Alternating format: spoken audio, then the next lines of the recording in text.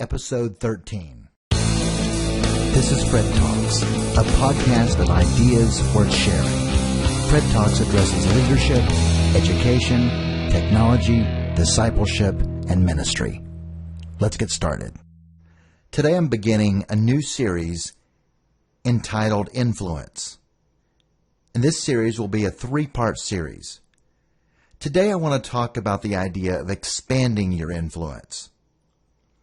Expanding our influence has to do with changing the world in some small way. And it reminds me of a quote from the late Robert Kennedy, the brother of President John F. Kennedy.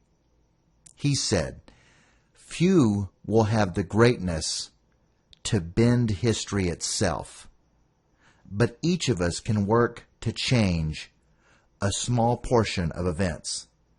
He continues, "It is from numberless, diverse acts of courage and belief that human history is shaped. Each time a person, a man," he says, "stands up for an ideal, or acts to improve the lot of others, or strikes out against injustice, he sends forth a tiny ripple of hope, and crossing each other from a million different centers of energy, and daring those ripples, build a current which can sweep down the mightiest walls of oppression and resistance." That's pretty powerful. So let me ask the question.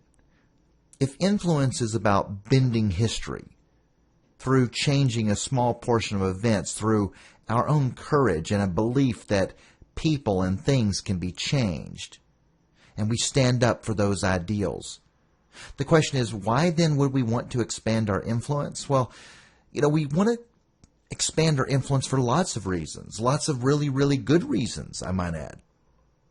The pastor of my church, well-known pastor Dr. Rick Warren, says that the purpose of influence is to speak up for those who have no influence. He got that idea from Proverbs 31, verse 8. And he says, it's not about you. And there are other reasons to expand our influence, of course. We expand our influence ideally for the benefit of others. Because whatever it is that we have to say, or whatever it is we have to sell, and that's really what I think people do when they try to influence people. They have something to say or sell, selling an idea, selling a product, having something to say about something. But when we do that, we believe that that idea or quality or product will help them. We believe it'll make their lives better. We believe that what we have or say or believe or want to impart will make them happier. It will benefit them. It will bless them. And for that reason, we're willing to go out of our way, sometimes at great personal expense of ourselves, expense of time and money and resources. I mean, for me to start this podcast, it took money, it took resources, it took a microphone that I have here, it took all the various tools and products that I use. But those people believe that if they went out of their way to communicate that message and use their platform or their position, they could influence other people. But let me start by answering the objections of the naysayers. Every time you do something or anything, there's always people that are standing in opposition. Now, does everyone who wants to expand their influence, are every one of those people nothing more than an attention hog? Is the desire to expand a person's reach and impact always and only out of vanity? In other words, is the idea of seeking influence, wanting it, pursuing it even, is it necessarily or merely pride? Well, for some, I suppose, yes. And those people are simply maybe seeking some sort of notoriety or fame as an end unto itself. And anyone like that is a person that, probably has a type of low self-esteem, or they're maybe expressing that in the need for others' attention and others' adoration. So let's go ahead and admit, yes, there's people like that. And it's a good idea for each of us really to evaluate our motives and to clarify our motives and to expunge any part of those things that might be true about us, because when we do that, we then have pure motives. And then when we do things and say things and seek influence, we can do that in ways that are healthy and redemptive and good. So let's acknowledge that even those of us who are seeking influence, sometimes those things could be done out of pride, but it's not necessarily vanity or pride. But it's not uncommon for people, even potentially people listening to this podcast, to try to tag us with those types of things. It's not uncommon for people to try to assign false motives to others. Small people seem to need to do this. But it's important to understand that there will always be small people around us. There will always be people, therefore, who question our motives and make us the object of criticism in order to ease their own pain or camouflage their own envy or whatever it is the deal is. And that's just human nature, and that's the way it is. But if those things cause you not to seek influence, then maybe your message is not that important. Some of us, to get influence, to gain influence, to communicate what it is we're compelled to communicate, may simply have to deal with that and cope with those things. And if we cannot overcome that challenge of other people's opposition, then maybe you've not found your voice yet. When we speak, we have to find our voice. We have to know what we're about. We have to have a cause. But you can't allow those types of people to keep you from doing what you feel called to do, what you're driven to do. If you only move forward when you have no critics, you'll never move forward on anything because someone will always have something to say about it. So my advice to you is let that be their problem, not yours. You can't spend your life hiding from other people and letting them control you.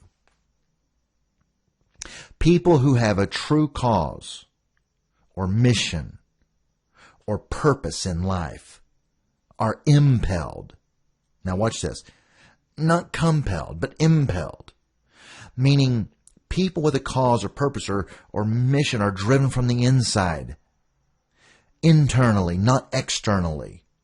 Motivated to do something about something. And what do you want to do? What do you want to do about whatever it is that you want to do?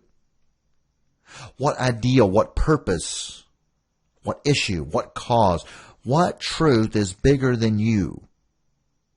What truth is big enough to matter in some type of existential way? Existential means having to do with existence. It means having to do with our purpose as human beings, about life.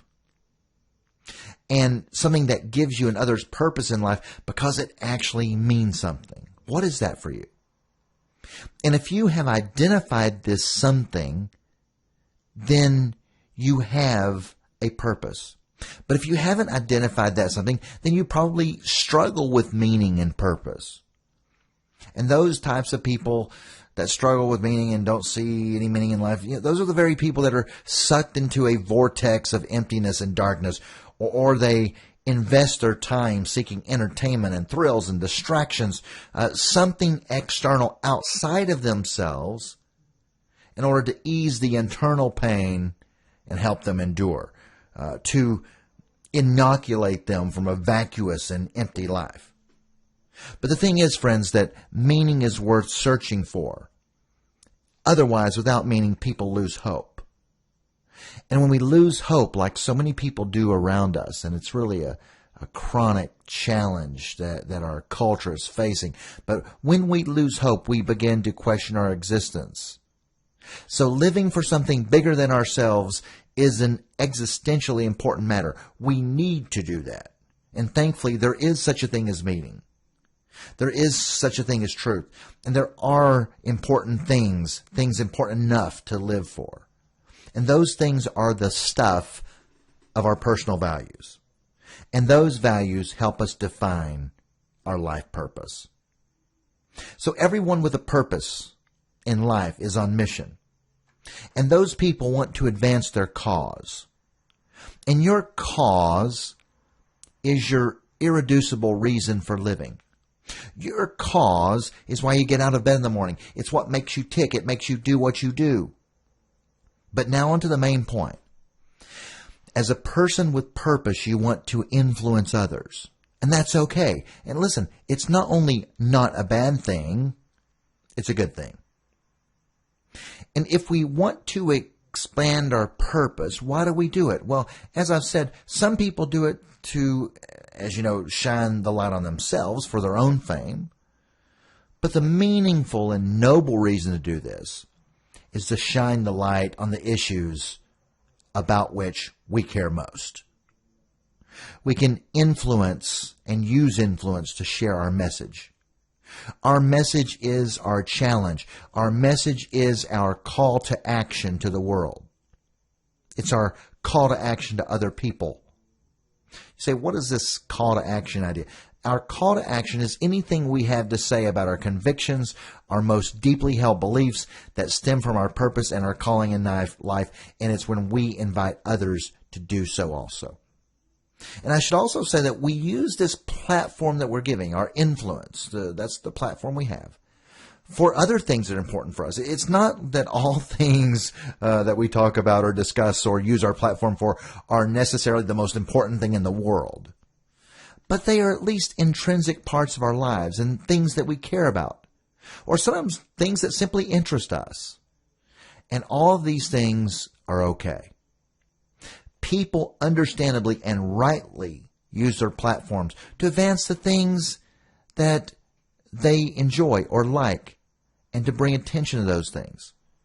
So whether those things are pastimes like baseball or news commentary or ideas or people or politics, movies, cultural events, society, morality, or yes, even products, the fact is, we can use our platform, our influence, to make an impact, to drive people toward those. In short, we use the platforms we create, we use the platforms we are given to advance information, sometimes instruction, and inspiration. And that's what influence is. And so this is the first part one of a 3-part series on influence. This part, expanding your influence. In our next session, we'll deal with part 2 in the Fred Talks podcast, where we talk about expanding your influence through social media. I hope you'll join us then. Fred Talks is a podcast produced at Studio C in Greater Los Angeles by Dr. Freddie Cardoza. Freddie is a professor, author, and leader who creates and curates dynamic content designed to equip leaders for impact and influence. For content or making contact with Freddie, visit him on the web.